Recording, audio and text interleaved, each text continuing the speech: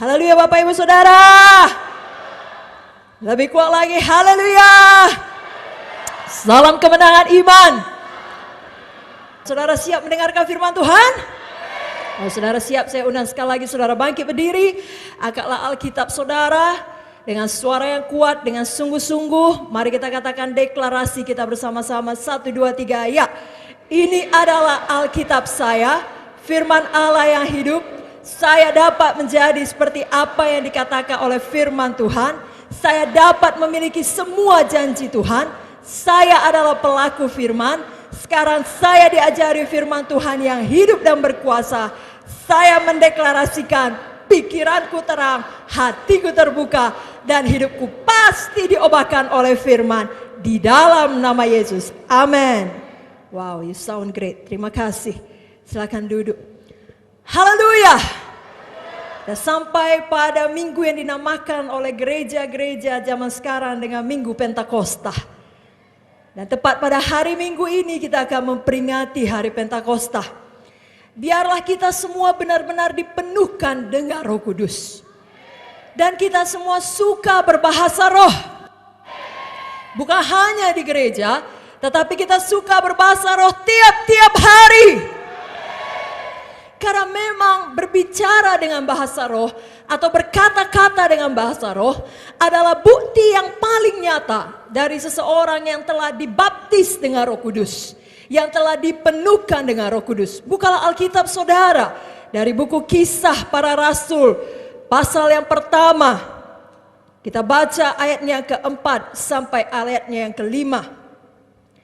Pada suatu hari ketika ia makan bersama-sama dengan mereka, ia melarang mereka meninggalkan Yerusalem dan menyuruh mereka tinggal di situ menantikan janji Bapa yang demikian katanya, telah kamu dengar daripadaku. Ayat 5 kita baca sama-sama. Bapak Ibu Saudara siap? Kalau kita mendengar suara kita saat membaca, kita pasti lebih diberkati. Siap? Ayat 5, 1, 2, 3 ya. Sebab Yohanes membaptis dengan air, tetapi tidak lama lagi kamu akan dibaptis dengan Roh Kudus. Lalu terjadilah di hari Pentakosta. Buka Alkitab saudara kembali di Kisah 2. Kita baca bersama-sama ayat 1 sampai 4. Ini adalah saat di mana janji itu digenapi. Roh Kudus sudah turun di hari Pentakosta yang akan kita baca di Kisah 2 ini. Dan sejak saat itu Roh Kudus tidak pernah pergi lagi dari dunia.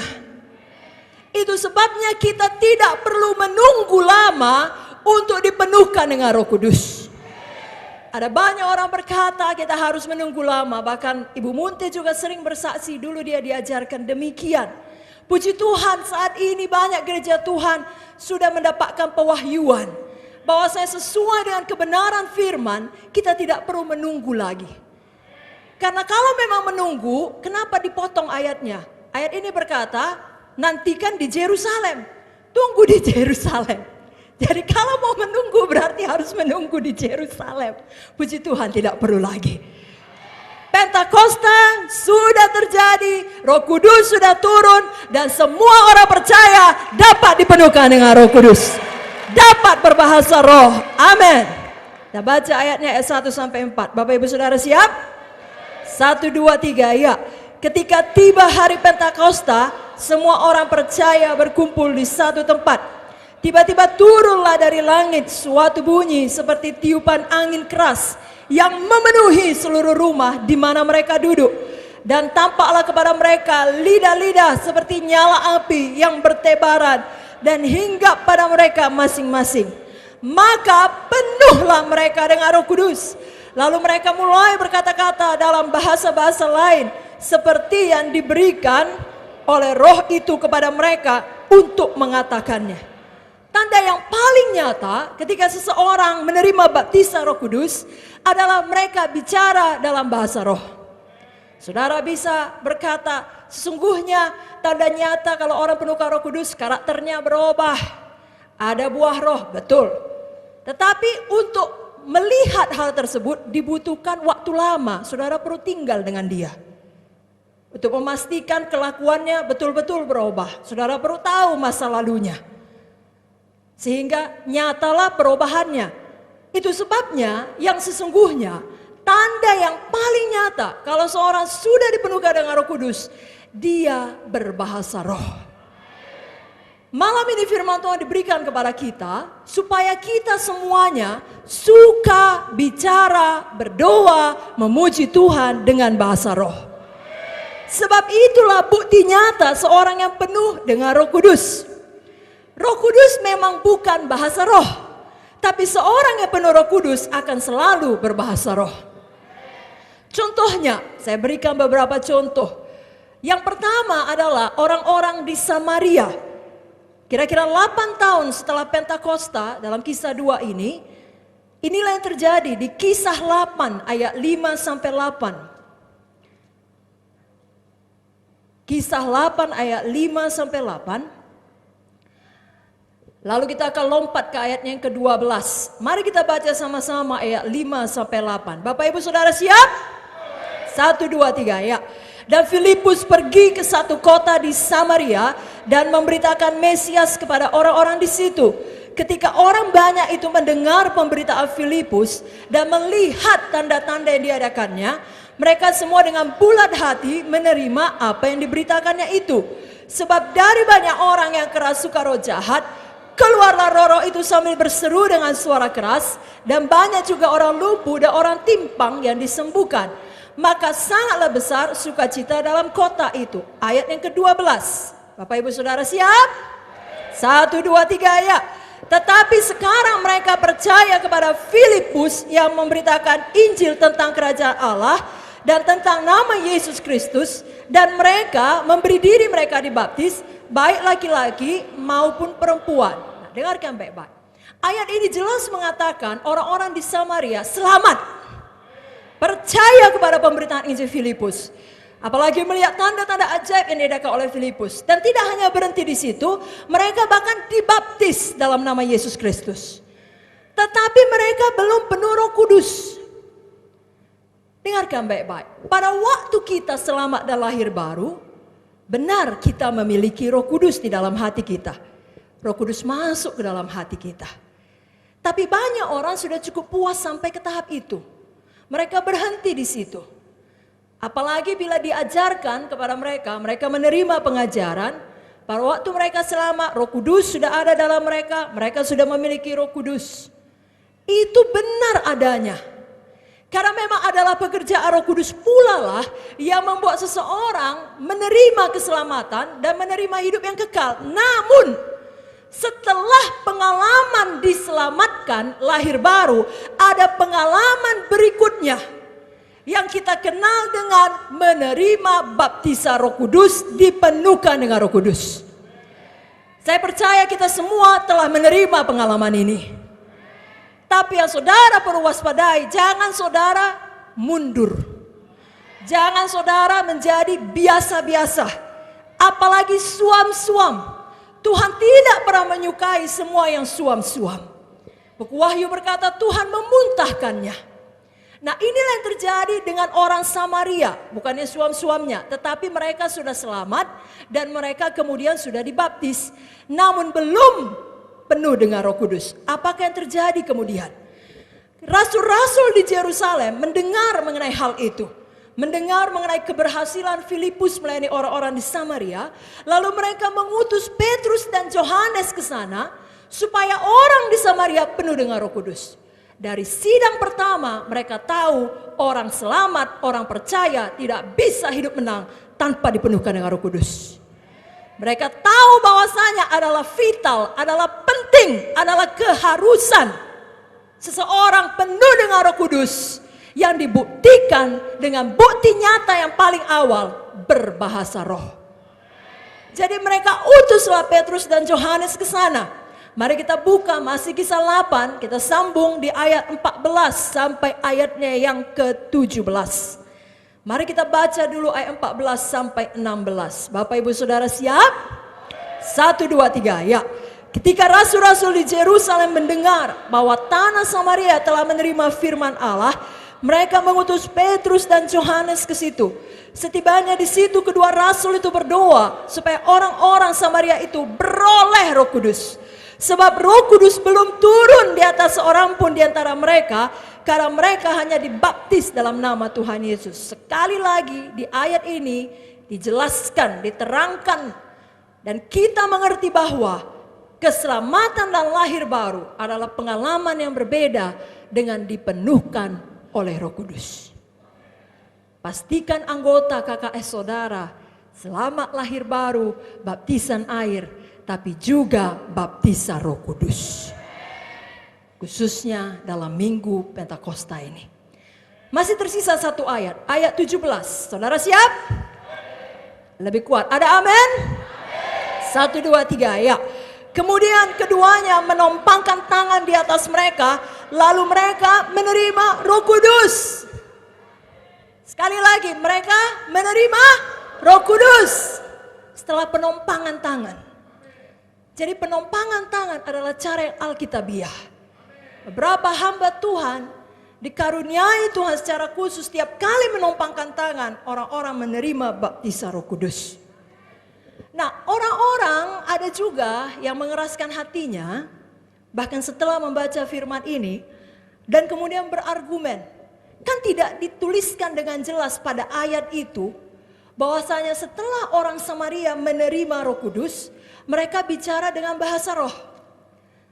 Tapi kalau kita tanya ahli teologi dan ahli sejarah Alkitab, kebanyakan dari mereka akan bersetuju bahwasanya benar orang Samaria berbahasa roh. Biarlah kita juga mengerti bahwasanya benar mereka berbahasa roh. Kenapa? Kita akan lihat buktinya di dalam ayat selanjutnya. Mari kita baca ayat 18 sampai 19. Ada amin? 1, 2, 3, ya. Ketika Simon melihat bahwa pemberian Roh Kudus terjadi oleh karena rasul-rasul itu menompangkan tangannya, ia menawarkan uang itu kepada mereka serta berkata, "Berikanlah juga kepadaku kuasa itu, supaya jika aku menompangkan tanganku di atas seseorang, ia boleh menerima Roh Kudus." Perhatikan baik-baik.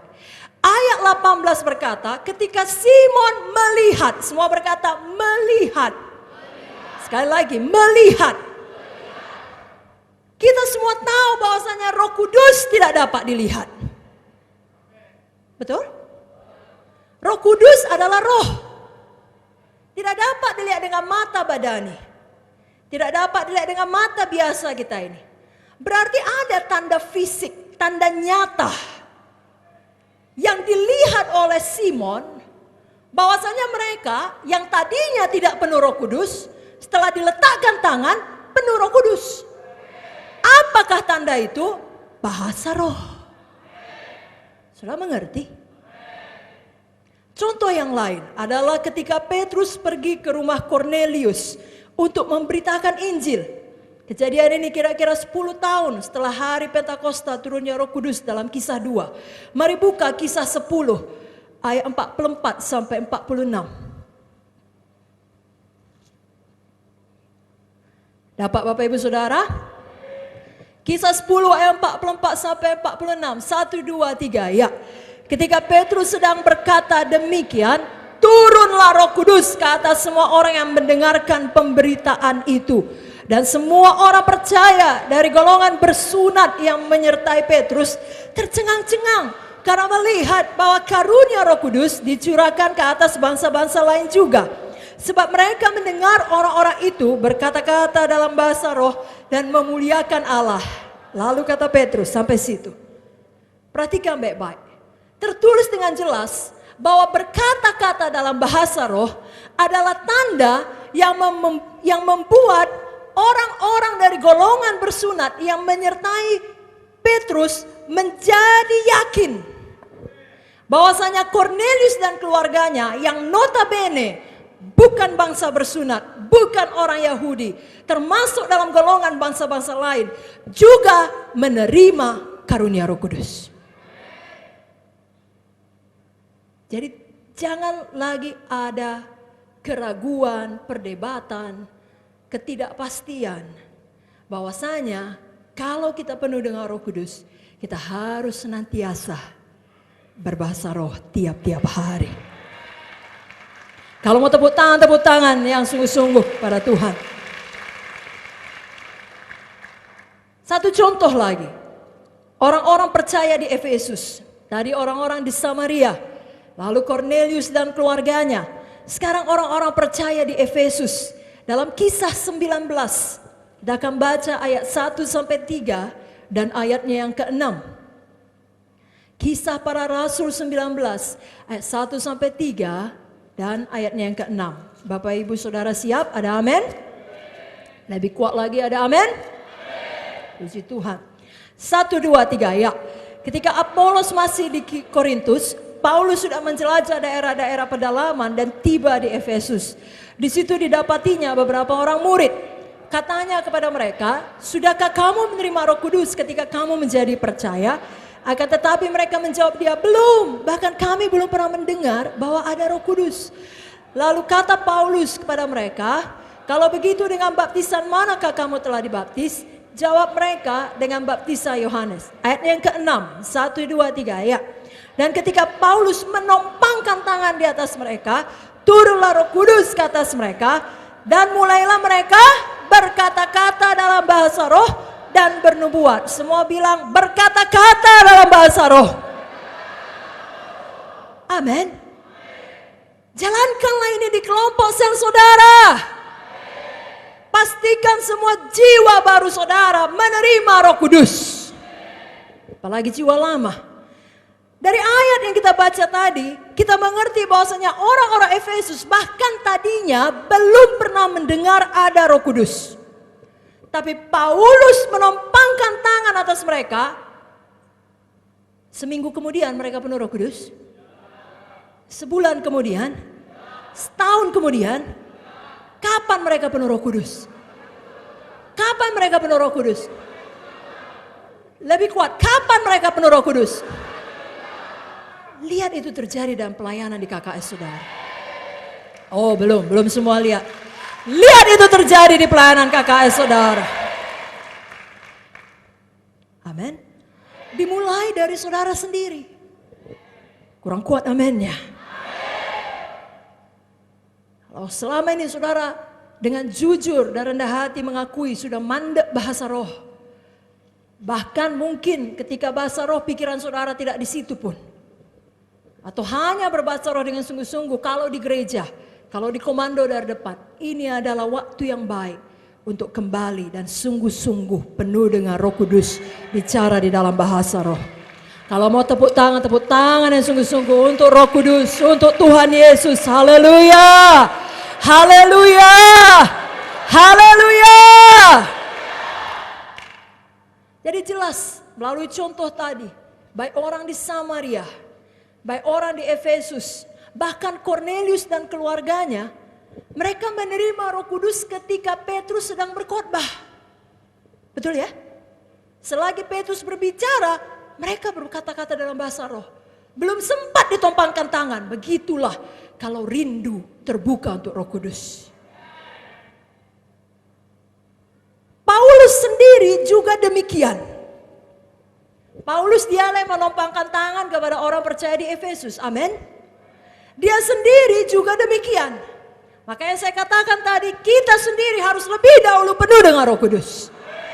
Nah, Paulus sendiri juga tidak perlu menunggu lama untuk menerima Roh Kudus. Kita tahu Paulus sebelum dia menjadi Paulus yang kita kenal, yang melayani dengan luar biasa, dia dikenal sebagai Saulus dari Tarsus. Dan dia sangat jahat. Dia menganiaya, dia membunuhi orang-orang percaya. Namun setelah dia percaya kepada Tuhan, setelah perjumpaannya dengan Tuhan, dia sungguh-sungguh bertobat. Tak lama kemudian dia langsung dipenuhkan oleh Roh Kudus. Bayangkan betapa kejam, keji, bejat, jahat, berdosanya Paulus. Kok Tuhan langsung penuhkan dia dengan Roh Kudus? Tidakkah seharusnya dia disucikan lebih dahulu, kudus lebih dahulu, ikut TDRK lebih dahulu, ikut TP lebih dahulu, baru layak menerima baptisan Roh Kudus? Kok tidak yakin jawabnya? Saudara harus demikian. Saudara dulu lihat jiwa baru di KKS saudara. Kalau malam itu dia selamat, maka malam itu dia dibenarkan oleh darah Yesus. Di hadapan Tuhan dia benar. Di hadapan Tuhan dia kudus. Di hadapan Tuhan dia layak menerima baptisan Roh Kudus. Kalau mau tepuk tangan untuk pewahyuan ini, tepuk tangan yang sungguh-sungguh.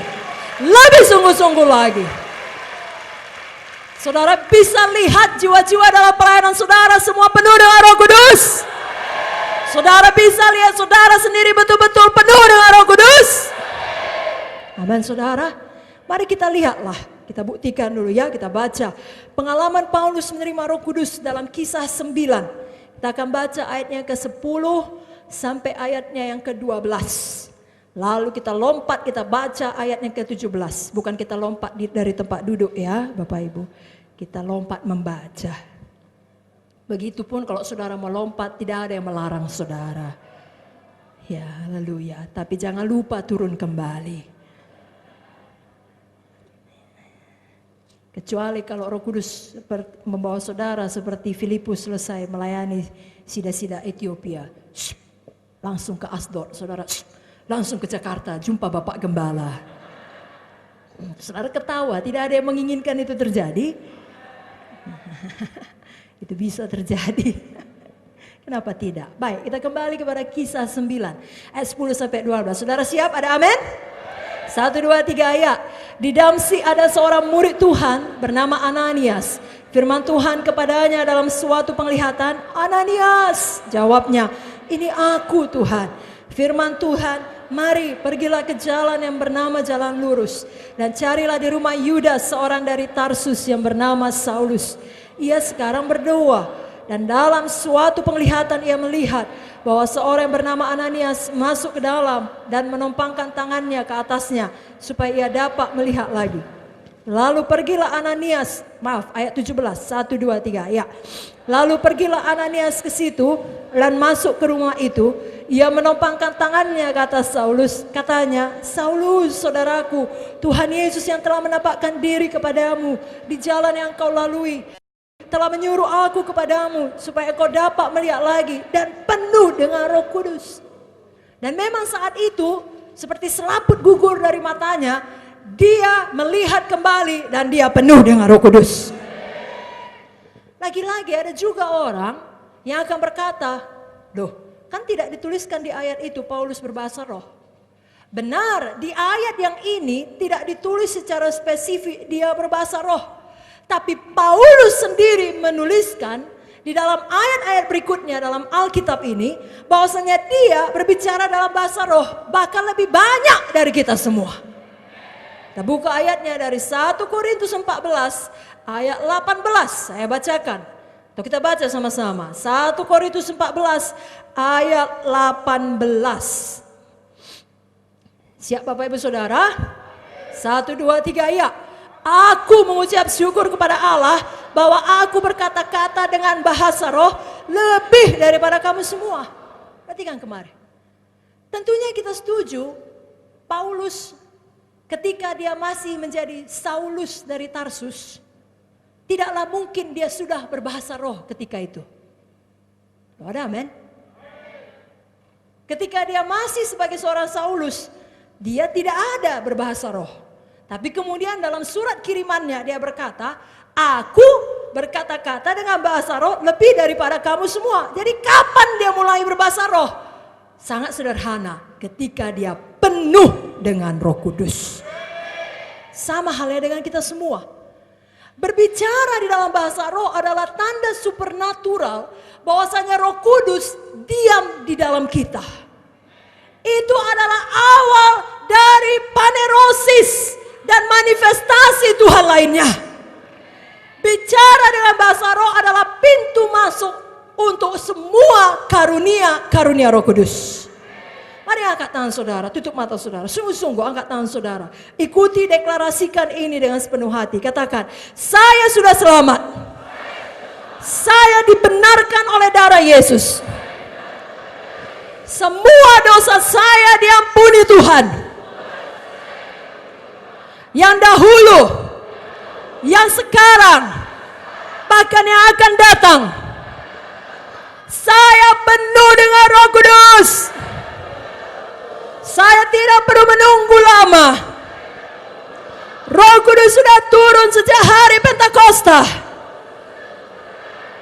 Dalam Kisah Para Rasul 2, malam ini saya bicara dalam bahasa roh. Dan tiap-tiap hari saya tidak malu bicara dengan bahasa roh. Saya mau lebih banyak lagi, lebih sungguh-sungguh lagi berkata-kata dengan bahasa roh, sama seperti Paulus. Semua kita berkata, berikan tepuk tangan bagi Tuhan Yesus. Bapak Ibu Saudara terkasih, ingat 1 Korintus 14 ayat 18 tadi. Jelas Paulus berkata bahwasanya dia berkata-kata dengan bahasa roh lebih daripada kita semua. Biarlah kita teladani. Saudara lihat sendiri bagaimana luar biasanya hidup Paulus. Bagaimana besarnya dampak daripada hasil tulisannya yang diilhami oleh Roh Kudus. Yang sampai gereja akhir zaman kita hidup pada masa kini dipengaruhi sangat besar olehnya. Kira-kira sepertiga dari kitab Perjanjian Baru adalah karya Paulus yang diilhami oleh Roh Kudus. Dan dia berkata dia banyak berbahasa roh. Saya yakin itu ada hubungan yang sangat jelas. Saudara mau memiliki hikmat seperti itu. Saudara mau hidup saudara memberikan dampak. Bahkan bukan hanya pada generasi di mana saudara hidup. Tapi kalau Yesus belum datang kedua kali, dampak kehidupan saudara dapat diteruskan kepada generasi selanjutnya. Generasi selanjutnya. Generasi selanjutnya. Maka mulailah banyak bicara dalam bahasa roh. Berdoa di dalam bahasa roh. Berkata-kata dalam bahasa roh.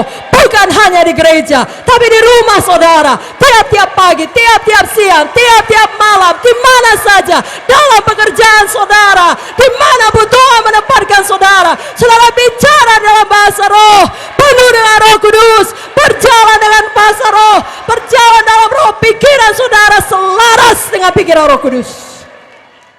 Amin saudaraku. Hidup saudara sangat luar biasa. Saudara tidak tahu apa yang namanya bosan ikut Tuhan. Tawar hati, nggak tahu saudara. Betul-betul nggak tahu. Yang ada dalam benak saudara adalah seperti apa yang ada dalam benak Tuhan. Detak jantung Tuhan jadi detak jantung saudara. Yang berteriak jiwa-jiwa, jiwa-jiwa, jiwa-jiwa, jiwa-jiwa. Kenapa? Karena saudara bersekutu langsung dengan Tuhan.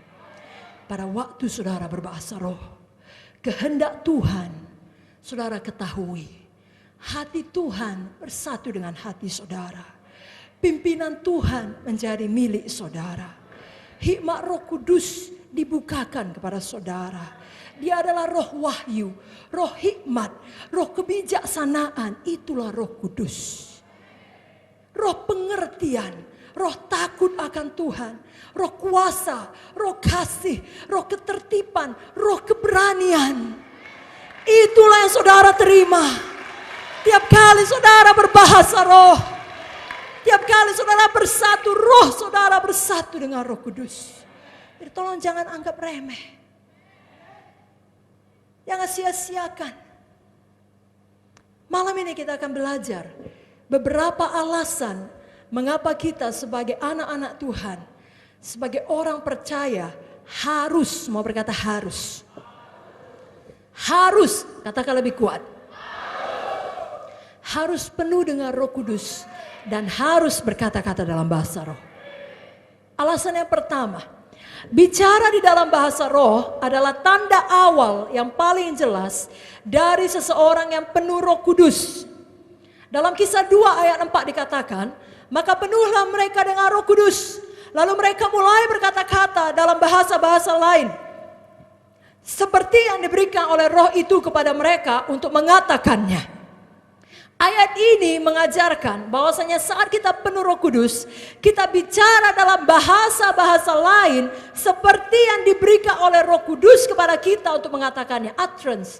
Roh Kudus yang memberi ungkapan yang harus kita ucapkan, yang harus kita perkatakan. Sama seperti contoh yang tadi kita baca kepada orang Samaria, kepada Cornelius dan keluarganya, kepada orang-orang di Efesus, bahkan kepada Paulus sendiri. Mereka berkata-kata dalam bahasa roh. Saya ingatkan lagi, ada orang-orang Yahudi dari golongan bersunat yang menyertai Petrus.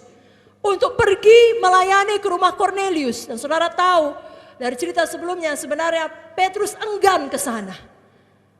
Itu sebabnya Tuhan berikan penglihatan dulu. Apa yang kukatakan tidak haram, maka itu tidak haram kata Tuhan. Pergi, beritakan Injil ke rumah Cornelius. Maka pergilah Petrus ke sana. Lalu Cornelius menerima, keluarganya menerima. Mereka diselamatkan. Dan Petrus masih terus berkhotbah. Selagi dia berbicara, mereka berkata-kata dalam bahasa roh. Dan orang-orang Yahudi yang tadi menyertai Petrus, golongan bersunat itu, menjadi heran. Alkitab mengatakan tadi kita baca, tercengang. Tapi mereka menjadi yakin. Dengan bukti apa? Ketika Cornelius dan keluarganya berkata-kata dalam bahasa roh, mereka yakin Roh Kudus memang dicurahkan bukan untuk Yahudi saja, tapi untuk seluruh bangsa, termasuk kita di kota Medan, Indonesia. Amin saudara. Dan puji Tuhan itu yang sudah kita lakukan dalam sidang ini. Sekali lagi, jangan mundur. Lebih kuat lagi, jangan mundur. Di baptisan air, saudara datanglah. Pemimpin sektor datanglah. Bukan hanya jiwa baru yang dibaptis yang penuh Roh Kudus, saudara pun dipenuhkan dengan Roh Kudus.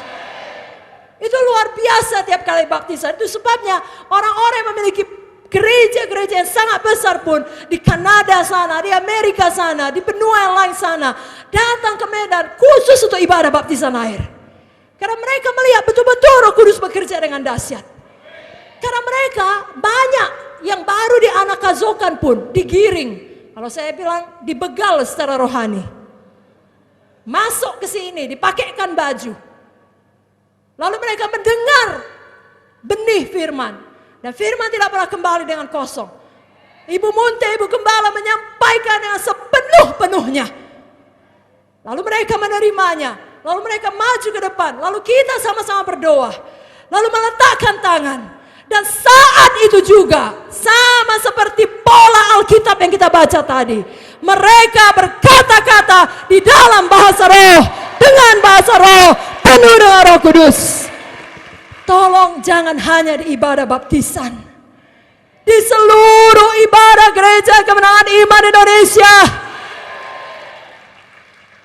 Lebih kuat amennya.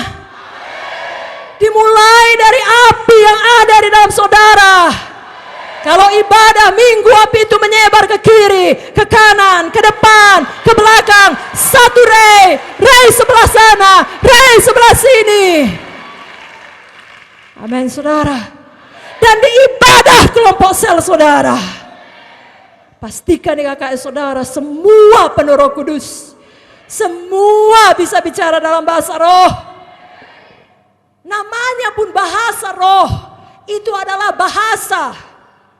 Jadi adalah mitos yang mengatakan kalau betul dari Roh Kudus maka langsung lancar. Tidak. Bahasa apapun kalau pertama kali tidak ada yang langsung lancar.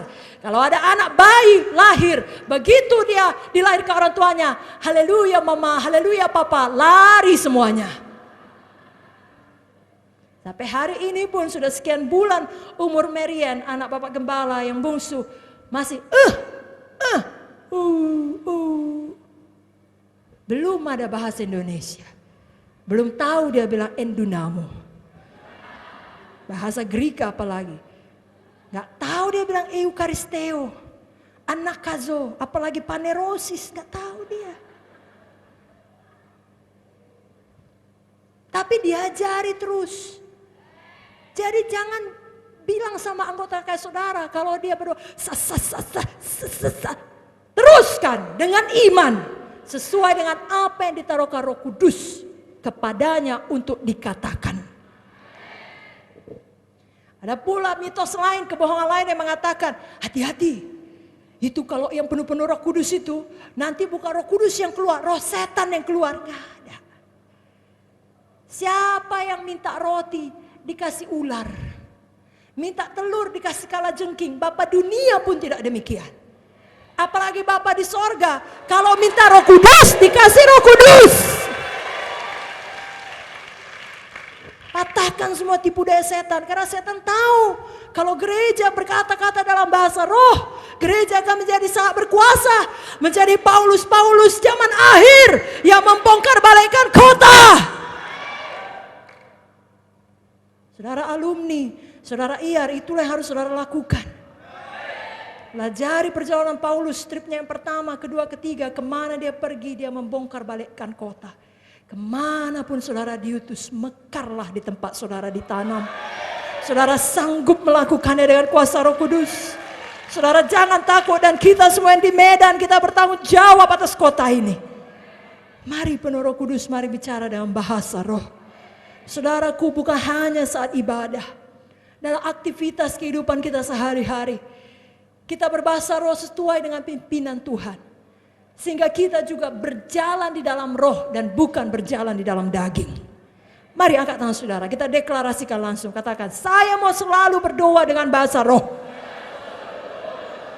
Di gereja, di rumah, bahkan di pekerjaan saya. Saya penuh Roh Kudus. Bahasa roh di KKS saya. Semuanya kami, anggota sel saya, bahkan jiwa baru, penuh dengan Roh Kudus. Bicara bahasa roh. Saya berjalan dalam roh, bukan dalam daging. Oleh Roh Kudus dalam saya mematikan perbuatan daging. Yang sungguh-sungguh percaya katakan, berikan tepuk tangan bagi Yesus. Oh haleluya, haleluya. Alasan yang kedua, bicara dengan bahasa roh membangun diri kita.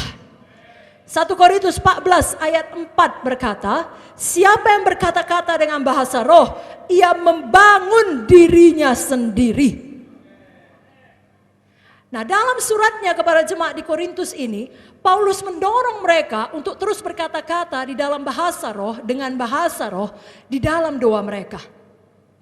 Kalau dalam bahasa Inggris, ayat ini berbunyi, he that speaks in unknown tongue edify himself, but he that prophesy edify the church. Mereka yang bernubuat membangun jemaat. Edify. Namun beberapa ahli teologi untuk bahasa Greka berkata, sebenarnya ada kata bahasa Inggris yang lebih cocok dengan arti terjemahan langsung bahasa Greka melalui ayat ini. Jadi kata edify tersebut lebih cocok bila dijelaskan dengan kata charge. Saudara tahu, sama pada waktu saudara hendak mencharger baterai saudara, baterai handphone saudara. Jadi kalau kita terjemahkan langsung dalam bahasa Indonesia, ayat ini berkata, siapa yang berkata-kata dengan bahasa roh, ia membangun dirinya sendiri seperti mencharger baterai rohaninya. Nah, saudara tahu alat-alat elektronik tidak dapat berfungsi apabila baterai 0%. Betul? Secanggih apapun iPhone saudara, ya, gadget saudara, iPad saudara, kalau 0% goodbye. Saudara tumpang tanganlah, takkan hidup dia. Oh Yesus, saya perlu menelepon, hidup engkau. Gini kata Roh Kudus, charger nakku. Kalau kita di tengah jalan, Roh Kudus akan bilang, di situ ada toko elektronik, berhenti, beli chargernya. Begitu dengan kehidupan rohani kita, perlu di-charger dengan apa? Bahasa roh.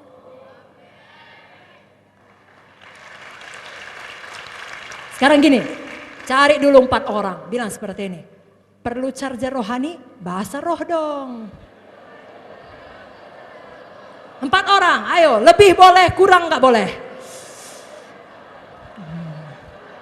Tunggu. Lihat ke depan. Ini kita manfaatkan sambil kita mempraktekkan buah roh juga, sukacita. Jadi jangan mengancam. Mau charger rohani, bahasa roh dong. Jangan. Saudara sukacita, saudara ramah, saudara relax. Oke, kita ulangi. 4 orang dengan sukacita, dengan semangat. Bagus, boleh keluar dari tempat duduk, boleh berdiri. Bahasa roh. Mau charger rohani? Come on, bahasa roh, sandarawasi itu, sandarawasi. Haleluya. Siapa yang mau lebih banyak bahasa roh? Saudaraku ingat baik-baik. Kalau saudara charger rohani saudara, berarti kehidupan rohani saudara baik. Dan kehidupan rohani kita, perhatikan, kehidupan rohani kita menentukan kehidupan badani kita. Gak semua bilang amin. Saya ulangi, atau saudara ikut-ikut, kehidupan rohani saya menentukan kehidupan badani saya. Angkat tangan saudara, katakan, kehidupan rohani saya memerintah kehidupan badani saya. Saya mau membangun diri saya, mencharger diri saya dengan banyak berbahasa roh. Yang betul-betul mau katakan amin. Berikan tepuk tangan bagi Yesus. Haleluya. Kenapa bisa demikian? 1 Korintus 14 ayat 2 menerangkannya. Saya bacakan kepada saudara. 1 Korintus 14 ayat 2.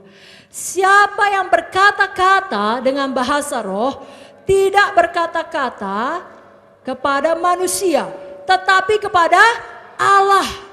Sebab tidak ada seorang pun yang mengerti bahasanya, oleh roh ia mengucapkan hal-hal yang rahasia.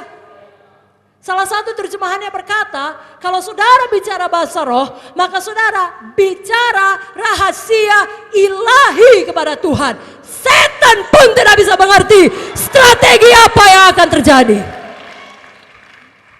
Amin. 1 Korintus 14 ayat 14a mengatakan, jika aku berdoa dengan bahasa roh, maka rohkulah yang berdoa.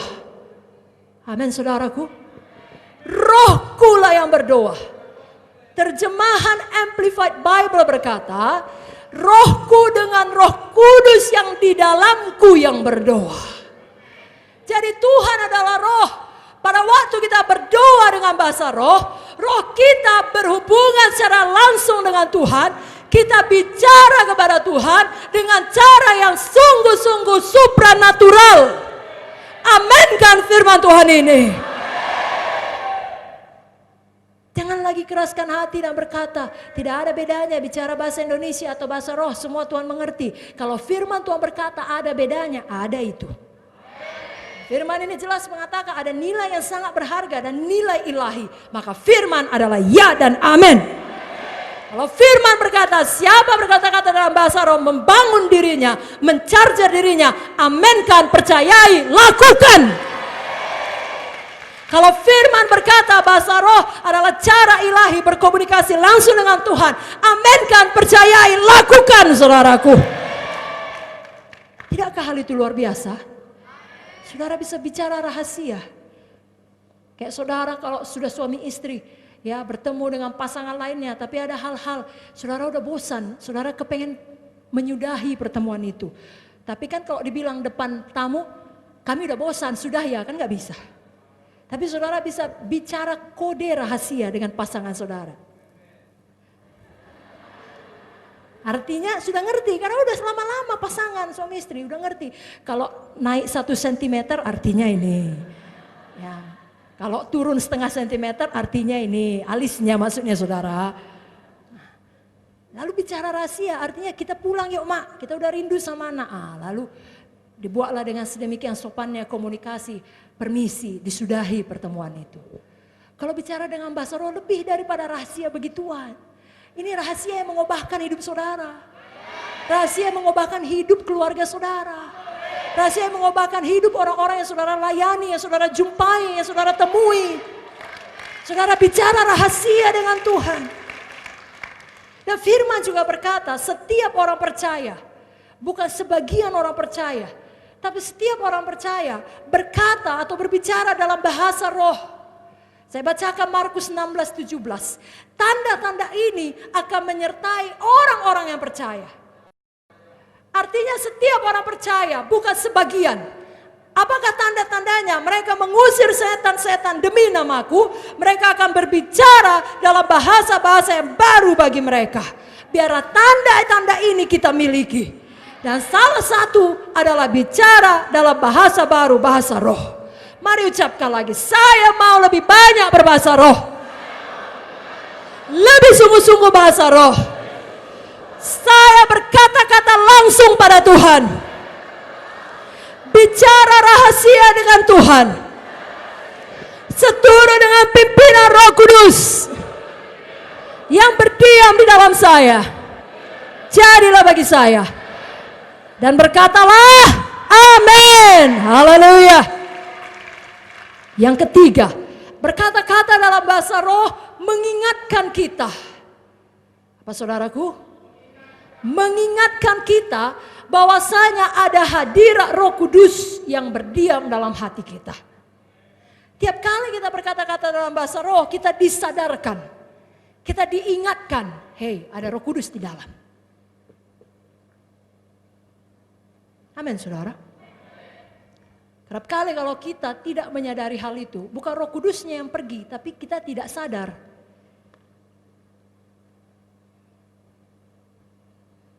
Lalu kita tidak menerima faedahnya. Jangan demikian. Saudaraku, saya bacakan ayat dari Yohanes 14 ayat 16 sampai 17. Mari kita baca bersama-sama saja. Saudara siap? Bukalah dulu Alkitab saudara, Yohanes 14 ayat 16 sampai 17. Yang sudah siap katakan amin. Oke, 1 2 3 ya. Aku akan minta kepada Bapa dan ia akan memberikan kepadamu seorang penolong yang lain supaya ia menyertai kamu selama-lamanya, yaitu Roh kebenaran. Dunia tidak dapat menerima dia sebab dunia tidak melihat dia dan tidak mengenal dia. Tapi kamu mengenal dia sebab ia menyertai kamu dan akan diam di dalam kamu. Di mana Roh Kudus? Di dalam. Seorang hamba Tuhan mengatakan, berkata-kata dengan bahasa roh bukan hanya terjadi di awal kita dibaptis dengan Roh Kudus. Tapi harus terus menerus sepanjang hidup kita. Karena itu perlu untuk memimpin kita. Dan menolong kita berdoa, menyembah Tuhan. Bicara dalam bahasa roh memungkinkan aliran kehidupan Tuhan di dalam kita tidak pernah kering. Dan itu pasti memberkati kita. Bicara dalam bahasa roh saat kita berdoa, saat kita menyembah Tuhan, kita bicara dalam bahasa roh, itu membuat kita lebih menyadari, mengingat ada Roh Kudus di dalam saya. Bukan oleh kuat dan gagah saya, tapi oleh Roh Kudus. Saudaraku, ada sebuah kisah mengenai seorang penginjil. Penginjil ini diundang melayani di sebuah gereja. Dan siap melayani, dia menginap di rumah pendeta yang menggembalakan gereja itu. Dia tidur di sana, dia hidup di sana pagi, siang, sore sampai tiba jam malam, jam ibadah dia melayani lagi beberapa hari sepanjang minggu itu di gereja itu. Nah, pada waktu dia tinggal di gereja itu, suatu ketika dia mendengar dan melihat sendiri bagaimana anak gadis kecil, anak perempuan dari pendeta itu umurnya kira-kira 12 tahun berkata-kata sangat kasar kepada ibunya. Dia bicara kasar kepada ibunya, orang tuanya sendiri. Tapi selesai dia bicara kasar seperti itu, tiba-tiba anak gadis ini tersadar ada tamu di rumah kami. Dan dia tahu bahwasanya penginjil itu telah mendengar dia mengucapkan, melontarkan ucapan yang jahat itu.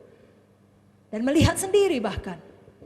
Dengan sangat malu dia datang kepada penginjil itu dan berkata, aku sangat menyesal Bapak harus melihatku seperti tadi. Bicara kasar pada orang tuaku sendiri. Aku bukannya tidak menyayangi mereka. Penginjil itu menjawab dengan bijaksana. Anakku, dia berkata, anakku yang terkasih, anakku sayang. Jangan kau risau aku yang melihatmu. Tetapi sesungguhnya ada pribadi yang lebih besar daripadaku. Yang melihatmu dan juga mendengarmu bicara seperti itu tadi.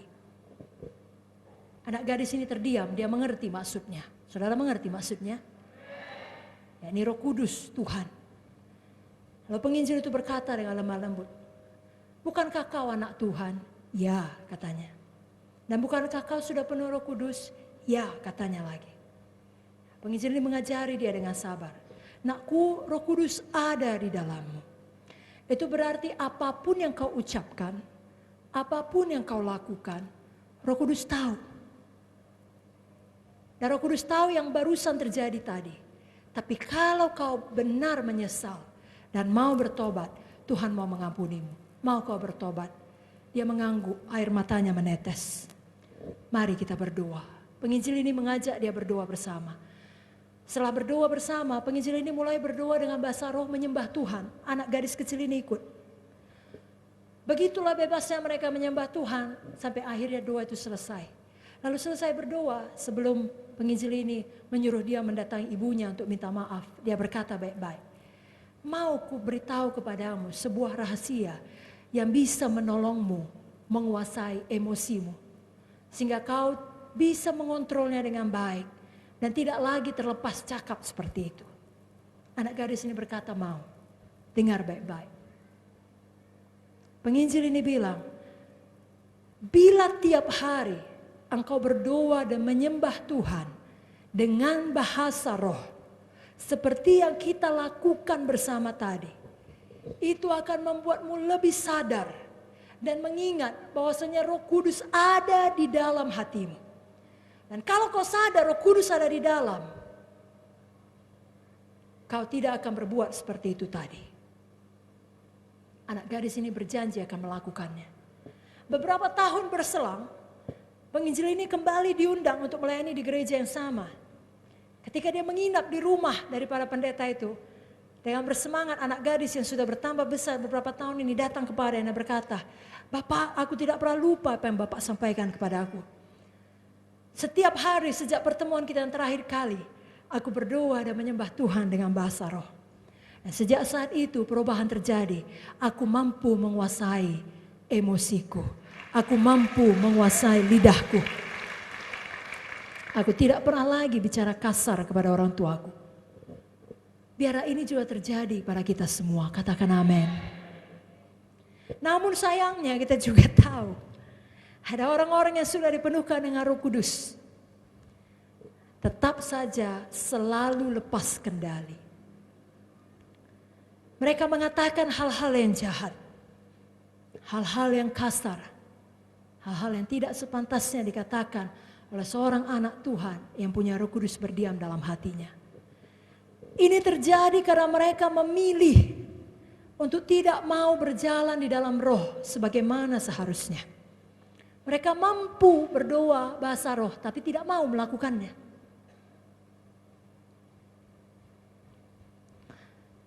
Sehingga mereka tidak menyadari dan tidak terus-menerus mengingat ada Roh Kudus yang diam dalam mereka.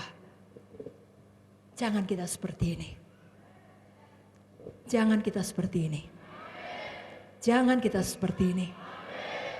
Bapak Ibu Saudara, kalau kita ingat Roh Tuhan ada dalam kita, Roh Kudus ada dalam kita, Roh hikmat, Roh pengertian, Roh nasihat, Roh keperkasaan, Roh penghiburan, Roh takut akan Tuhan, Roh wahyu, Roh keberanian, Roh kasih, Roh kuasa ada di dalam kita. Maka kita tidak akan gampang frustrasi.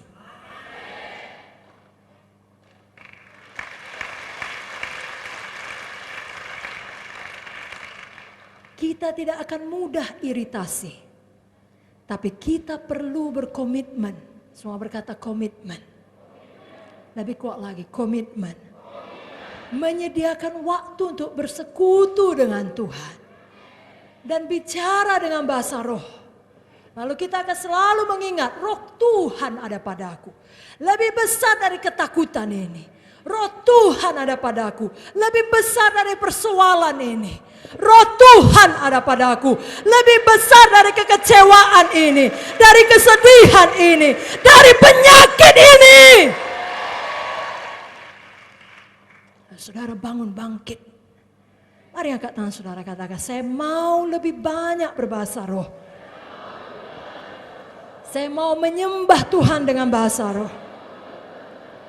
Saya mau lebih menyadari dan selalu mengingat Roh Kudus diam di dalam saya. Roh Kudus jauh lebih besar dari semua roh di dalam dunia ini. Saya tidak akan gampang emosi, tidak gampang frustrasi, karena saya berkomitmen menyediakan waktu tiap hari, berdoa dengan bahasa roh. Itu membuat saya lebih sadar, selalu ingat hadirat Roh Kudus berdiam di dalam saya. Yang sungguh-sungguh katakanlah amin. Berikan tepuk tangan untuk Tuhan Yesus. Yang keempat, berdoa dengan bahasa roh adalah berdoa menurut kehendak Tuhan. Mari buka Alkitab saudara dari Roma 8 ayat 26 sampai 27. Dapat Bapak Ibu Saudara? Roma 8 ayat 26 sampai 27. 1, 2, 3 ya. Demikian juga, sama-sama 1, 2, 3 ya. Demikian juga Roh membantu kita dalam kelemahan kita, sebab kita tidak tahu bagaimana sebenarnya harus berdoa, tetapi Roh sendiri berdoa untuk kita kepada Allah dengan keluhan-keluhan yang tidak terucapkan. Dan Allah yang menyelidiki hati nurani mengetahui maksud Roh itu, yaitu bahwa ia sesuai dengan kehendak Allah berdoa untuk orang-orang kudus. Berdoa untuk siapa? Bukan untuk diri sendiri. Bukan supaya aku diberkati, aku tidak, untuk orang-orang kudus. Jadi kalau kita berdoa dengan bahasa roh, itu menolong kita untuk tidak lagi berdoa penuh keegoisan, yang hanya berpusat kepada diri sendiri saja, menurut kehendak kita, pemikiran kita, dan ambisi pribadi kita. Tidak. Karena pikiran kita, walau roh kita sudah lahir baru, pikiran kita kalau tidak tiap hari dibaca, disucikan, dibaharui dengan firman, diisi dengan firman, pikiran ini masih pikiran lama. Dan kerap kali penuh dengan keegoisan. Berdoa dengan bahasa roh menolong kita tidak lagi berdoa sesuai dengan kehendak kita. Yang kerap kali merupakan cara berpikir yang lama yang bertentangan dengan kehendak Tuhan. Saudaraku, ada banyak orang percaya tiap hari hanya berdoa untuk diri dan keluarganya sendiri saja. Tuhan berkati aku, istriku, anak-anakku. Amin. Oh ya, tambah Tuhan, pekerjaanku, urusan istriku, dan juga pendidikan anak-anakku. Amin. Oh, dan jangan lupa Tuhan, jagai mobilku, rumahku, uangku di bank. Amin. Apalagi ya Tuhan? Oh, anjing kami Tuhan. Amin. Semua berpusat di antara kepentingannya. Saudaraku, kita memang tahu bagaimana ya berdoa. Yakni kita berdoa kepada Bapa di sorga di dalam nama Yesus. Amin saudara. Tapi kerap kali kita tidak tahu dengan baik apa yang perlu kita doakan, khususnya untuk tiap-tiap hari. Selalu ada orang yang perlu kita doakan tiap-tiap hari. Roh Kuduslah yang menolong kita melakukannya. Nah, tiap kali kita berdoa dalam bahasa roh, tadi kita sudah baca 1 Korintus 14 ayat 14a, roh kita yang berdoa oleh Roh Kudus yang diam dalam kita. Roh Kudus memberikan ungkapan apa yang harus kita ucapkan. Dan kita yang mengucapkannya. Karena Roh Kudus tidak memaksa. Kita yang bicara, kita yang berkata-kata, kita yang berdoa. Tapi Roh Kudus yang menolong kita sehingga ucapan kita itu sejalan dengan kehendak Tuhan. Saudara mengerti? Seringkali kita memakai pikiran kita dan kehendak kita sendiri, lalu memaksakannya di dalam doa. Padahal sebenarnya kehendak Tuhan bagi kita sempurna. Lebih baik dari apa yang dapat kita pikirkan dan doakan. Karena itu perlu berdoa dengan bahasa roh supaya kehendak Tuhan yang sempurna itulah yang kita doakan. Ya, kalau kita sebagai PKS PSE ya takkan mungkinlah kita berdoa, kalau menurut saya yang berlawanan lah dengan firman. Tapi kerap kali walaupun tak berlawanan dengan firman masih egois. Seperti doa tadi, berkati aku, memang gak berlawanan dengan firman tapi egois. Ataupun bukan kehendak Tuhan yang terbaik. Aku mau kerja di A Tuhan, aku perlu kerja di A, buka pintu agar perusahaan A menerimaku. Padahal kehendak Tuhan saudara kerja di B. Saudara mengerti? Lalu saudara berdalih, Tuhan jawab kok doaku, aku bisa kok kerja di A. Kalau gak kehendak Tuhan kan ditutupnya pintu. Saudara kutip lagi firman. Tuhan sanggup menutup pintu, tak seorang pun dapat membukanya. Sama seperti Nuh, tapi sebaliknya Tuhan sanggup membuka pintu, tak seorang pun dapat menutupnya. Lalu saudara bilang, berarti kehendak Tuhannya aku kerja di A. Kehendak Tuhannya aku tidak begitu serius lagi sebagai pesek atau sebagai PKS. Tuhan mengerti kesibukanku kerja di A. Saudaraku, saya tidak tahulah untuk tiap kasus, tapi yang saya tahu dari firman. Saya kembali kepada firman. Yang saya tahu, yang saya mengerti. Kerap kali dalam kasih dan kesabarannya, apa yang kita paksa, apa yang kita minta dalam doa, Tuhan bolehkan. Perhatikan, saya memakai perkataan bolehkan. Tapi bukan kehendaknya yang terbaik. Kenapa? Karena dalam Alkitab saya belajar, bangsa Israel memaksa, meminta, kami mau seorang raja seperti bangsa-bangsa lain yang memerintah atas kami. Bukan itunya kehendak Tuhan. Tapi Alkitab menuliskan Tuhan bolehkan. Karena mereka berkeras, mereka memaksa. Kiranya kita semakin dewasa, janganlah seperti itu lagi. Biarlah kita belajar percaya kepada Tuhan, kehendak Tuhan yang paling baik. Kita tidak paksa akal pikiran kita berdoa dengan bahasa roh. Kita menyatu dengan kehendak Tuhan yang sempurna. Sekali lagi, karena itulah yang terbaik. Berapa banyak saudara percaya berdoa dengan bahasa roh adalah sesuai dengan kehendak Tuhan. Berapa banyak saudara percaya kehendak Tuhan adalah yang terbaik bagi saudara. Berapa banyak saudara mau berdoa dengan bahasa roh. Lebih banyak berdoa dengan bahasa roh. Kalau begitu ikuti doa ini, tutup mata saudara. Saya mau berdoa dengan bahasa roh. Sehingga doa saya seturut kehendak Tuhan. Kehendak Tuhan yang terbaik. Yang sempurna bagi saya. Saya tidak lagi berdoa untuk diri sendiri saja. Tapi untuk orang lain juga. Seturut pimpinan Roh Kudus. Mulai malam ini, saya bertumbuh dewasa. Saya tidak memaksakan kehendak sendiri. Saya ikuti kehendak Tuhan.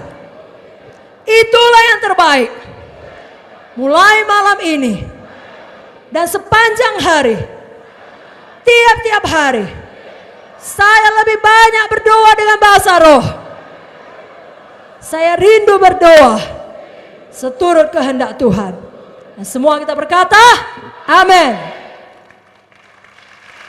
Amin. Saudara diberkati? Mau kita praktekkan? Masih ada poin selanjutnya, masih sanggup? Oke, sedikit lagi. Yang kelima, berkata-kata dengan bahasa roh menstimulasi iman kita. Ya. Merangsang pertumbuhan iman kita, mendorong, memotivasi iman kita.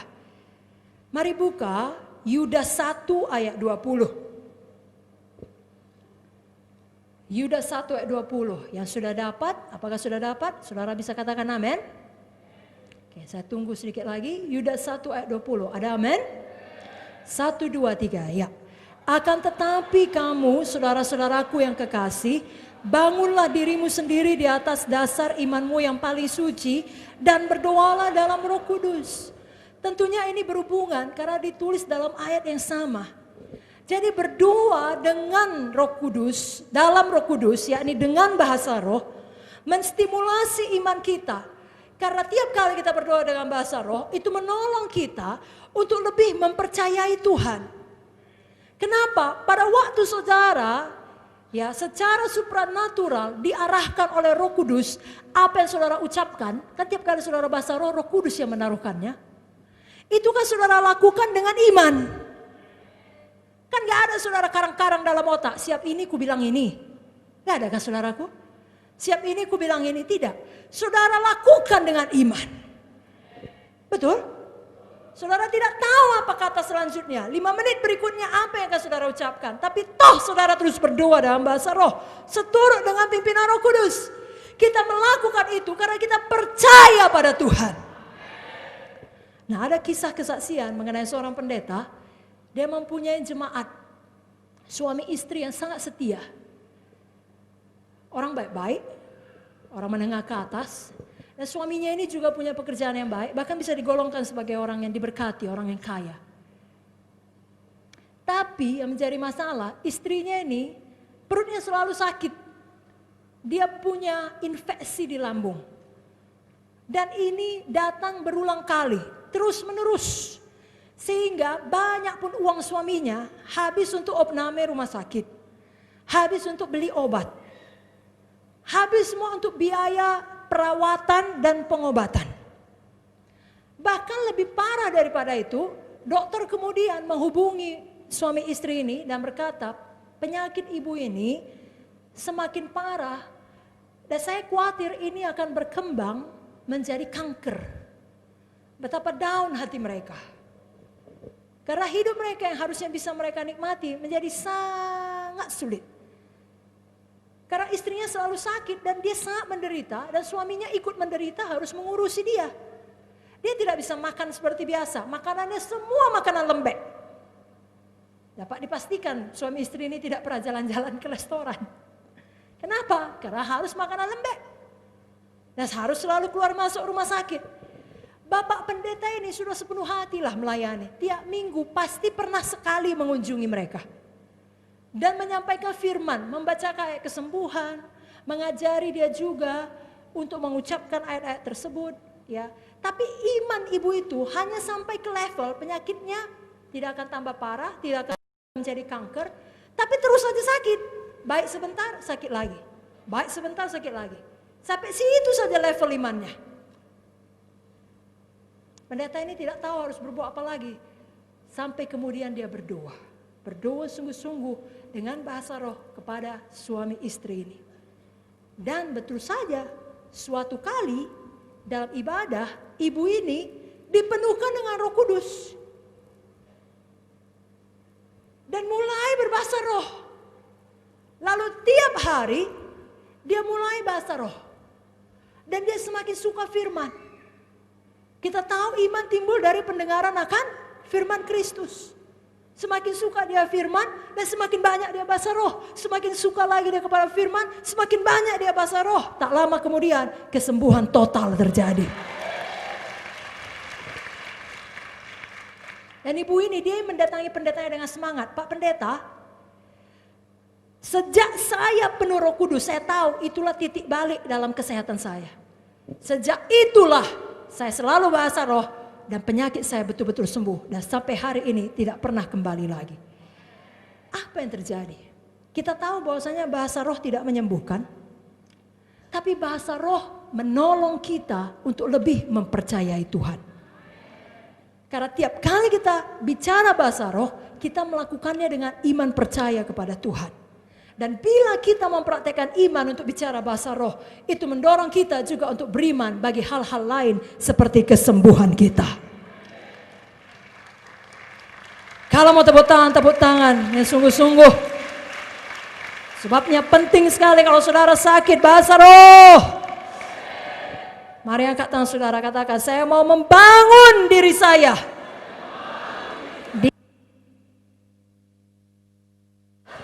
Saya mau banyak bicara dalam bahasa roh. Saya percaya dengan bicara bahasa roh, berdoa bahasa roh, menyembah bahasa roh, itu mendorong iman saya untuk menerima kesembuhan saya. Berkat saya, biarlah panerosis terjadi dalam hidup saya. Mulai malam ini, saya suka berdoa dengan bahasa roh. Dan semua kita berkata, amin. Berikan tepuk tangan.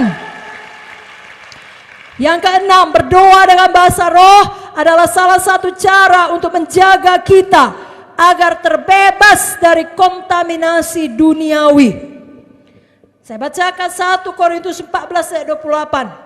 Jika tidak ada orang yang dapat menafsirkannya, hendaklah mereka berdiam diri dalam pertemuan jemaat dan hanya boleh berkata-kata kepada dirinya sendiri dan kepada Allah. Kali ini saya akan jelaskan, saudaraku, bahwasanya bagian yang kedua ini berkata, kita yang bahasa roh dapat berkata-kata kepada diri kita sendiri. Boleh berkata-kata kepada diri kita sendiri. Jadi saudara waktu bahasa roh, tadi poin 2 mengatakan membangun diri kita.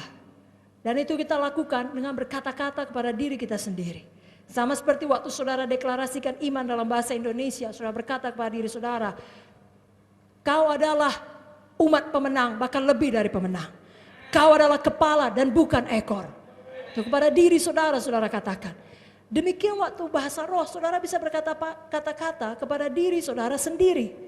Jadi saat kita di gereja, saat kita di tukang pangkas, saat saudara di salon, ya bagi ibu-ibu yang perempuan, saat saudara bekerja, saudara dapat berbahasa roh dengan pelan kepada diri saudara sendiri tanpa harus mengganggu seorang pun di sekitar saudara. Tetapi itu sekaligus membuat saudara tidak terganggu, tidak terkontaminasi oleh situasi buruk yang sedang terjadi di sekitar saudara. Karena kita ini hidup di dunia. Banyak orang tidak selamat di sekitar kita. Loh, mana amennya? Cakap kotor, cakap najis, cakap jahat, cakap gosip, cakap fitnah, cakap sia-sia. Betul? Dan saudara kan gak bisa datangi bos saudara. Mak bos, ini semua kantor ini penuh ucapan sia-sia. Saya tidak mau terkontaminasi. Jadi hari ini saya permisi ya bos, saya tidak bekerja. Gak bisa saudaraku. Saudara tetap harus duduk di situ dan bekerja. Saudara yang kuliah pun demikian, yang studi sekolah pun demikian. Jadi ayat ini mengajarkan kepada kita bisa menang. Apa saudara? Mengatasi hal itu, tidak perlu mengikuti pengaruh buruk yang kita dengar, yang kita lihat apabila kita mulai bahasa roh kepada diri kita sendiri. Misalnya saudara ada di angkutan umum, atau di mana sajalah ya, di salon seperti tadi, atau di tempat pekerjaan saudara. Lalu seorang yang di sana melontarkan perkataan yang tidak baik, yang mengkritik orang lain, atau mungkin mengkritik pemerintah. Dia mulai bicara politik, lalu dia mengkritik semua kebijakan pemerintah. Atau bahkan zaman sekarang ini lebih bahaya lagi, dia mulai melontarkan ucapan-ucapan sara. Kalau kita tidak hati-hati, saudara bisa terkontaminasi. Kalau tadi saudara bos, dia bawahan, saudara bisa bilang, tutup mulutmu. Tapi kalau dia bos, saudara bawahan, jangan coba-coba bilang tutup mulutmu. Aku adalah hamba Tuhan, tutup mulutmu. Gak bisa saudaraku. Jadi apa yang saudara bisa buat? Saudara bahasa roh. Kok gak ada amennya? Bukan dia cakap lalu saudara tiba-tiba sandara batanda. Bukan gitu saudara. Saudara bahasa roh pelan-pelan kepada diri saudara sendiri. Atau saudara dalam pekerjaan saudara, ya, atau ibu-ibu di salon, ada orang yang mengucapkan lelucon yang kotor. Itu dapat merusak pikiran saudara. Saudara bisa mengalahkannya dengan bahasa roh pada diri saudara. Saya dulu pada waktu saya masih harus sekolah tiap hari. Sekarang saya tidak sekolah lagi saudaraku. Saya sekolah sendiri saudaraku, sekolah Alkitab sendiri. Tapi kalau dulu saya masih harus sekolah, SD, SMP, SMA, saya sekolah di perguruan Kristen Immanuel. Walaupun itu sekolah yang sangat baik dan saya sangat bersyukur karena nama Yesus disebut di situ. Tapi karena saya anak Pak Munte, ada juga bekas-bekas duka yang diterima saudaraku. Tiap-tiap hari dengan konstan dari ucapan-ucapan yang menganiaya. Nah saudaraku, kalau sudah tidak tertahankan lagi karena tidak ada teman, apa yang saya perbuat? Saya permisi ke toilet. Walaupun saya tidak melakukan urusan apapun di toilet. Dan toilet di Immanuel pada waktu zaman saya, mudah-mudahan sekarang tidak lagi, adalah tempat yang angker. Banyak orang lebih suka tidak usah ke toilet daripada harus ke sana. Karena sering lampunya mati, aromanya aduhai, dan lain sebagainya. Tapi saya memilih ke sana, kenapa? Karena di tempat itu tidak ada orang. Dan saya mulai bahasa roh. Khususnya pada waktu saya SMP, saya ingat kali itu, hampir tiap hari. Selalu bahasa roh di sana, supaya apa? Saya tidak terkontaminasi. Saya bisa tetap teguh berdiri sebagai anak Tuhan. Saya tetap bisa berjalan dalam kasih, menjawab dengan ramah, dan dan menjadi teladan. Bukan dengan kekuatan saya, tapi dengan kekuatan Roh Kudus. Nah, Roh Kudus yang sama tersedia bagi kita semua. Nah, saudara bisa melakukannya, saudara bicara dengan pelan, maka pikiran saudara seperti Filipi 4 ayat 8. Semua yang benar, mulia, adil, suci, manis, sedap didengar, disebut kebajikan, patut dipuji. Itu yang saudara pikirkan. Katakan amin. Bahkan waktu saudara berpergian di pesawat, pun saudara bisa bahasa roh pada diri saudara sendiri. Itu Bapak founder, Ibu Munte, Bapak Gembala, ya Ibu Vicky selalu melakukannya. Mereka berbahasa roh di atas pesawat. Karena kerap kali kalau naik pesawat itu perjalanannya lebih daripada 1 jam. Ya. Dan lebih dekat ke sorga. Saya tidak tahu tepatnya sorga di mana, tapi satu perkara sorga katanya di atas. Jadi kalau naik pesawat tentunya lebih dekat. Oke, itu sekedar guyon. Kembali kepada firman. Saudaraku, mari suka bahasa roh. Supaya saudara tidak terkontaminasi oleh dunia, tapi justru saudara yang jadi terang dan garam bagi dunia. Mari angkat lagi tangan saudara. Saya mau selalu bahasa roh kepada diri saya sendiri. Bukan hanya di gereja, tapi dalam kehidupan sehari-hari, dalam pekerjaan, di tengah jalan, di mana saja. Saya tidak mau dipengaruhi dunia ini. Saya yang mempengaruhi dunia ini. Saya adalah terang dunia. Saya adalah garam dunia. Saya tidak akan pernah malu berdoa dengan bahasa roh. Katakan amin.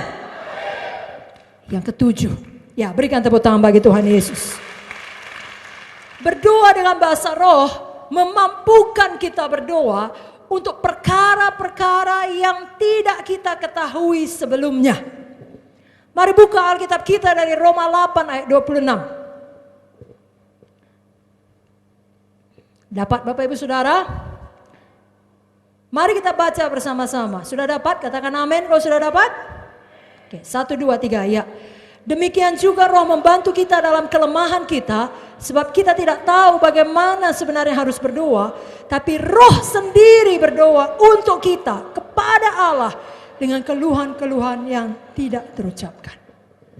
Ketika kita berdoa, roh kita yang berdoa oleh Roh Kudus yang dalam kita.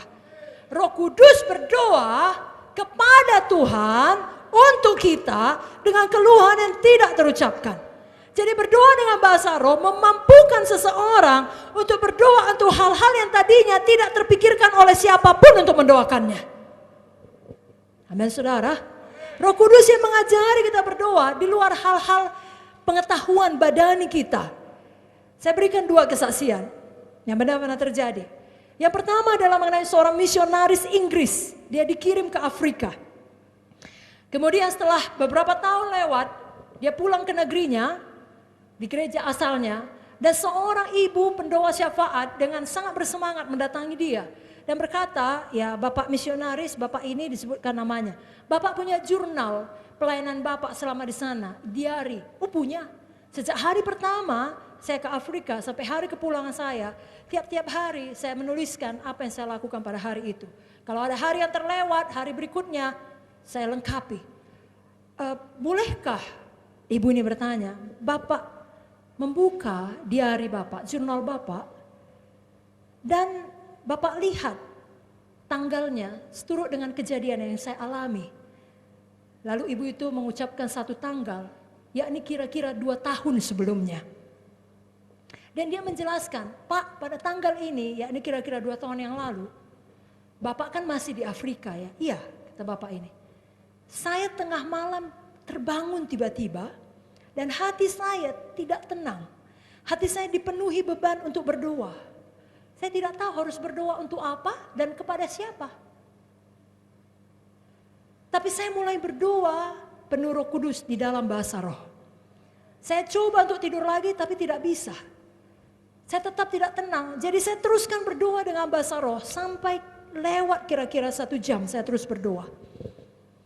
Lalu di dalam waktu itu, Roh Kudus mulai mengingatkan saya untuk mendoakan Bapak secara khusus. Begitulah dahsyatnya Roh Kudus. Amin saudara. Dari Inggris ke Afrika. Dan di dalam doa itu, pada waktu saya mulai mendoakan Bapak, saya merasa lebih berat lagi. Seakan-akan saya sedang bergulat. Maka saya berdoa dengan lebih sungguh-sungguh. Kurang lebih 40 menit lagi, sampai saya merasa sudah menang. Begitu saya selesai berdoa, saya mendapat penglihatan. Bapak terbaring di sebuah gubuk di Afrika. Teman Bapak, partner Bapak tidak ada. Karena mereka diutus berdua-dua saudara, sesuai dengan Alkitab. Dan Bapak dikelilingi oleh suku asli Afrika, maksudnya orang-orang yang kulitnya lebih hitam dari mereka. Dan mereka semua memandang Bapak dengan sedih. Kemudian mengangkat spray ya, semacam spray berwarna putih menutupi seluruh muka Bapak sampai ke kepala. Sebagai tanda Bapak sudah meninggal dunia. Lalu mereka keluar dari pondok itu dengan bahu yang turun, terkulai lemah. Muka yang sangat sedih. Tapi tak lama kemudian Bapak bangun, Bapak buka penutup, Bapak berjalan keluar dan mereka bersuka cita. Misionaris ini sangat bersemangat. Dia cek jurnalnya. Saya pernah mengalami seperti itu Bu. Yakni di tanggal segini, jam segini. Kemudian mereka cek perbedaan waktu antara Inggris dan Afrika. Betul tepat terjadi seperti itu. Pada jam itu, pada tanggal itu, misionaris itu sakit dengan demam yang mematikan. Partnernya tidak ada, sedang menginjil ke desa yang lain. Dan persis seperti visi ibu tersebut. Dia mati, dia ditutup, tapi kemudian dia bangun, bangkit dan betul-betul sehat. Itulah saudaraku. Saudara punya anak, bagi saudara orang tua yang mungkin kuliah di kota lain. Mungkin suatu malam Roh Kudus membangunkan saudara untuk berdoa bagi mereka. Atau mungkin saudara yang dipilih Tuhan untuk berdoa bagi Bapak Gembala. Mungkin dalam pelayanannya esok akan menghadapi sesuatu. Sensitif akan Roh Kudus. Domba-domba Tuhan mengenal suara Tuhan. Masih mau dengar kesaksian kedua atau kita sudahi? Siapa yang mau bilang amin? Puji Tuhan. Kesaksian yang kedua mengenai seorang hamba Tuhan. Kali ini orang Amerika. Dan dia melayani KKR seminar berkeliling kota-kota di Amerika selama 3 bulan lamanya. Dia sudah siapkan trip itu. Jadi dia tinggalkan sanak keluarganya di kota di mana dia tadinya melayani untuk perjalanan ministry trip ini. Untuk 3 bulan ke depan. Dalam satu kota di mana dia melayani, tiba-tiba seperti ibu tadi dia terbangun pada malam hari. Dipenuhi dengan beban untuk berdoa, maka dia pun mulai berdoa. Berdoa tidak tahu itu apa, tapi dia berdoa bahasa roh karena dia tahu dia tidak pernah terbangun kecuali Roh Kudus yang bangunkan. Dia mulai berdoa bahasa roh sampai 1 jam. Lalu waktu dia berdoa dalam bahasa roh, dia berdoa terus. Bukan soal sampai 1 jamnya, sampai dia merasa beban itu terangkat, sudah beres, sudah menang. Dan dia mulai bahasa roh memuji Tuhan. Bukan lagi berperang, tapi memuji Tuhan. Menyembah Tuhan, lalu dia pun tertidur. Siap dia tertidur, dia mendapatkan mimpi, kalau ibu tadi visi, ini mimpi dalam tidurnya. Adiknya di kota di mana yang tinggalkannya, jatuh, sakit, ambulans datang, membawa tubuhnya, masuk ke rumah sakit, dokter memeriksa dan mengumumkan sudah meninggal dunia. Tiba-tiba dia melihat dirinya ada di situ dan berkata kepada dokter, tidak dokter, saya sudah berdoa, adik saya sudah bangun bangkit. Dokter berkata, kamu orang gila ya, biar saya bawa kamu ke kamar adikmu. Dibawalah ke kamar adiknya tadi, sudah ditutup, ini dia sudah mati. Tiba-tiba adiknya tadi bangun, membuka tutupnya dan hidup. Dokternya kaget dan dia berkata, sudah hidup adikku ini dokter. Lalu dia terbangun dan dia bersyukur pada Tuhan, pasti itu sudah beres. Bahkan saking percaya kepada Tuhan, dia tidak ada menelepon adiknya. Diselesaikannya perjalanan yang 3 bulan itu, kemudian dia pulang ke kotanya. Waktu adiknya menjemput dia, adiknya dengan semangat berkata, tahukah kau, waktu kau melayani ke kota lain itu, pernah satu malam aku hampir mati. Lalu dia berkata, tahu aku dekku, ini yang terjadi. Diceritakannya bagaimana dia berdoa. Begitulah luar biasanya bila kita berdoa dengan bahasa roh. Roh Kudus Maha tahu. Mari sungguh-sungguh tutup mata saudara, angkat tangan saudara, katakan, Roh Kudus, Engkau Maha Tahu. Sungguh-sungguh, Roh Kudus, Engkau Maha Tahu. Engkaulah yang menolong saya berdoa, memampukan saya berdoa untuk perkara yang tidak saya ketahui. Saya mau berdoa seturut pimpinan Roh-Mu. Jadikan saya rumah doa-Mu, membawa perubahan bagi orang lain, bahkan bagi kota saya, bagi negeri saya, bagi Indonesia. Saya mau sungguh-sungguh berdoa dengan bahasa roh. Katakan amin. Berikan tepuk tangan. Haleluya. Oh haleluya. Rabasande, haleluya. Nomor 8. Berdoa dengan bahasa roh memberikan kesegaran rohani. Saya bacakan Yesaya 28 ayat 11 sampai 12. Sungguh oleh orang-orang yang berlogat ganjil, maksudnya bahasa roh, dan oleh orang-orang yang berbahasa asing akan berbicara kepada bangsa ini. Dia yang telah berfirman kepada mereka, inilah tempat perhentian. Berilah perhentian kepada orang yang lelah. Inilah tempat peristirahatan. Tapi mereka tidak mau mendengarkan. Saudaraku, kerap kali kita merasa sangat capek, badani, jiwani, bahkan rohani. Saudara butuh tempat istirahat untuk menyegarkan saudara kembali. Bagaimana cara terbaik untuk menyegarkan saudara? Berdoa dengan bahasa roh. Pernahkah saudara kaum bapak, kaum ibu, ada libur anak-anak sekolah, ya paksakan berlibur bersama karena mungkin tidak ada kesempatan lain bisa sama-sama pergi liburan. Maka dalam satu hari liburan itu saudara pergi liburan ke satu tempat. Khususnya kalau orang tuanya yang mengendarai, dia yang mengendarai pergi, dia yang mengendarai pulang. Siaplah hari liburan, saudara masih kecapean. Tapi besok saudara harus bekerja. Bagaimana caranya supaya saudara bisa segar? Jangan mengeluh, bersyukur sudah liburan, lalu mulai berdoa bahasa roh. Katakan amin. Dengan berdoa bahasa roh kita disegarkan. Indah bukan? Kita mendapatkan tempat peristirahatan di dalam Tuhan. Itu sebabnya malam ini, kita sama-sama di tempat ini, mari sungguh-sungguh berdoa bahasa roh. Berdoalah seperti hari Pentakosta, seperti bunyi deru angin yang keras. Mana amennya? Jangan ngantuk-ngantuk. Coba dulu tanya kiri kanan, ngantuk? Tidak, tapi ngantuk-ngantuk katanya. Kayak mana itu? Bilang sama dia, jangan ngantuk dan jangan ngantuk-ngantuk. Ya, apa bedanya ngantuk dengan ngantuk-ngantuk? Saya pun gak tahu. Tapi itulah ya. Mari berdoa. Siapa siap malam ini berdoa sungguh-sungguh dengan bahasa roh? Mempraktekkan poin yang kita pelajari ini. Siapa siap? Siap berdoa terus seperti deru angin keras? Amin saudaraku. Saudara, kita betul-betul butuh kesegaran. Karena itu berdoa sungguh-sungguh malam ini semua keluar dari tempat ini segar semuanya. Segar semuanya. Kuat semuanya. Sukacita semuanya, menyala semuanya, semangat semuanya. Haleluya. Amin. Perlu sekali, apalagi dunia zaman sekarang. Buka TV, berita, semua mengerikan.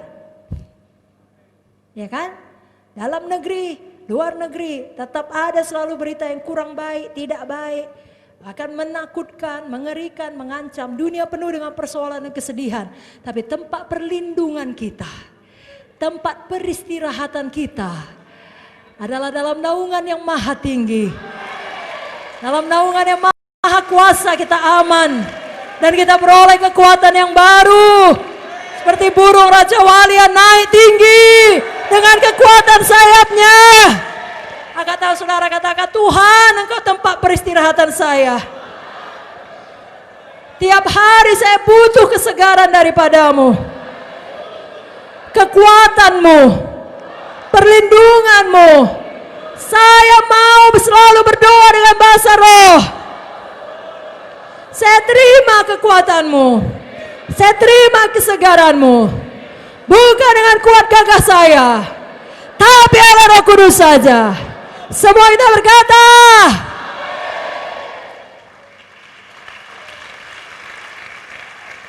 siapa sukacita? Nomor 9 adalah yang terakhir.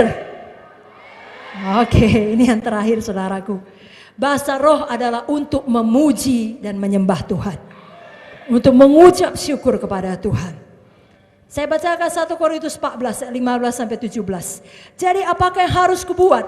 Aku akan berdoa dengan rohku, tapi aku akan berdoa juga dengan akal budiku. Aku akan menyanyi dan memuji dengan rohku, tapi aku akan menyanyi dan memuji juga dengan akal budiku. Sebab jika engkau mengucap syukur dengan rohmu saja, bagaimanakah orang biasa yang hadir sebagai pendengar dapat mengatakan amin atas pengucapan syukurmu? Bukankah ia tidak tahu apa yang kau katakan? Sebab sekalipun pengucapan syukurmu itu sangat baik, tapi orang lain tidak dibangun olehnya. Perhatikan, ayat ini dimaksudkan Paulus bahwasanya kepada orang biasa, ya, ayat 16. Kepada orang biasa artinya belum tahu mengenai dunia roh, belum pernah belajar, dan belum pernah dipenuhkan dengan Roh Kudus. Tidak mengerti mengenai Roh Kudus, maka akan lebih baik bila kita berdoa dengan akal budi. Artinya dengan bahasa yang dapat dimengerti. Kalau kita di Indonesia, ya dengan bahasa Indonesia. Sehingga mereka dapat mengerti dan diberkati. Misalnya saudara dengan teman-teman sekerja saudara, suatu hari kantor saudara mengadakan family gathering, ya, berkumpul bersama, ya semuanya. Lalu semua yang Kristen dipisahkan makan di sana, misalnya, ya, atau khusus memang waktu perayaan Natal yang Kristen. Lalu mulailah kita mau makan, kita berdoa dulu. Lalu diminta, ya bapak ini atau ibu ini, tolonglah pimpin kami dalam doa. Lalu saudara bangkit berdiri.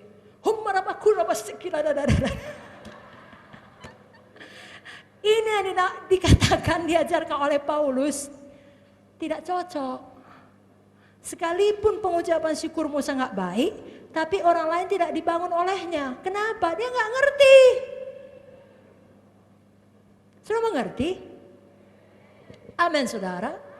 Lebih baik saudara berdoa dengan akal budi, dengan bahasa Indonesia, sehingga mereka dapat mengerti dan diberkati. Tapi perhatikan baik-baik, ayat 17 Paulus menegaskan bahwasanya pengucapan syukur dengan bahasa roh sangat baik.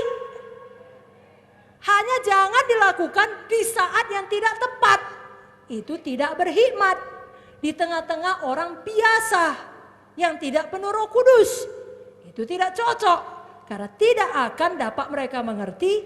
Kalau mereka tidak mengerti, tidak memberkati. Tetapi bagi kita yang mengerti, apa saudaraku? Bagi kita yang penuh dengan Roh Kudus, bagi kita yang biasa hidup di alam roh, bagi kita yang berjalan dengan iman secara supranatural, pengucapan syukur dengan bahasa roh sangat baik. Amin. Mau kita praktekkan? Mari, angkat tangan saudara. Saudaraku, katakan sungguh-sungguh, saya puji Tuhan dengan bahasa roh. Saya bersyukur kepada Tuhan dengan bahasa roh. Saya memiliki hikmat. Di hadapan orang biasa, saya berdoa dengan akal budi. Sehingga mereka mengerti dan diberkati. Namun tiap-tiap hari, saya berdoa dengan bahasa roh. Itu sangat baik. Mulai malam ini, saya betul-betul berubah. Saya betul-betul penuh Roh Kudus. Lebih sungguh-sungguh, lebih banyak bahasa roh. Yang sungguh-sungguh katakan,